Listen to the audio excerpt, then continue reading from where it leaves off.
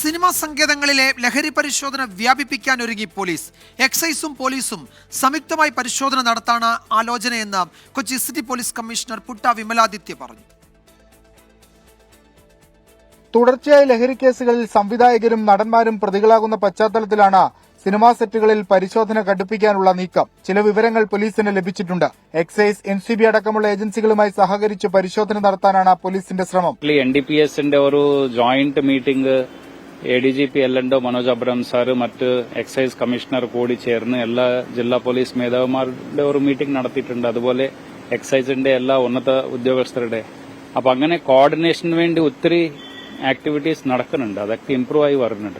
നടൻ ഷൈൻ ടോം ചാക്കോക്കെതിരെ കൊച്ചിയിൽ രജിസ്റ്റർ ചെയ്ത കേസിൽ വിവരശേഖരണം തുടരുകയാണ്. ലഹരി പരിശോധനാ ഫലം വൈകുമെങ്കിലും മൊബൈൽ ഫോണിൽ നിന്ന് നിർണായക വിവരങ്ങൾ ലഭിച്ചാൽ ഷൈനെ വീണ്ടും വിളിപ്പിക്കും. ഇതുവരെ ചോദ്യം ചെയ്യാൻ ഒരു ഡേറ്റ് ഫിക്സ് ചെയ്തിട്ടില്ല. ഉണ്ടെങ്കിൽ അറിയിക്കാം. ജനറലി അതൊരു 2-3 മാസമെങ്കിലും മിനിമം പിടിക്കാറുണ്ട്. അത് സ്പീഡാവാൻ കോർട്ടാണ് ഓർഡർ ചെയ്യുന്നത്, നമ്മളല്ല. ഫോണിൽ എന്തെങ്കിലും വേറെ റെക്കോർഡ്സ് കിട്ടിയാൽ അപ്പോൾ വിളിപ്പിക്കും. പിന്നെ ഇതിന്റെ റിസൾട്ട്സ് നോക്കി നമ്മൾ ഇൻഫർമേഷൻ ഉണ്ടെങ്കിൽ നമ്മൾ നടത്തും. സിനിമാ സംഘടനകളുടെ സഹകരണത്തോടെയാവും സെറ്റുകളിലെ പരിശോധന. പ്രത്യേക ആക്ഷൻ പ്ലാൻ തയ്യാറാക്കും. സിനിമാ മേഖലയിൽ മാത്രമല്ല എല്ലായിടത്തും ലഹരിയുടെ വിപത്തുണ്ട് എന്നുള്ളത് വസ്തുതയാണ്. പിന്നീട് എന്തുകൊണ്ട് സിനിമാ മേഖലയെ മാത്രം കേന്ദ്രീകരിച്ച് അന്വേഷണം എന്ന ചോദ്യം പൊതുസമൂഹവും സിനിമാക്കാരും ഉയർത്തുന്നുണ്ട്.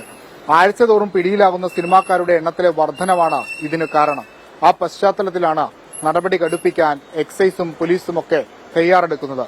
കൂടുതൽ വലിയ മീനുകൾ ഇതിൽ പെടുമെന്ന പോലീസും എക്സൈസും പ്രതീക്ഷിക്കുന്നുണ്ട്. കൊച്ചിയിൽ നിന്ന് വിഷ്ണു സുരേഷ്, 24.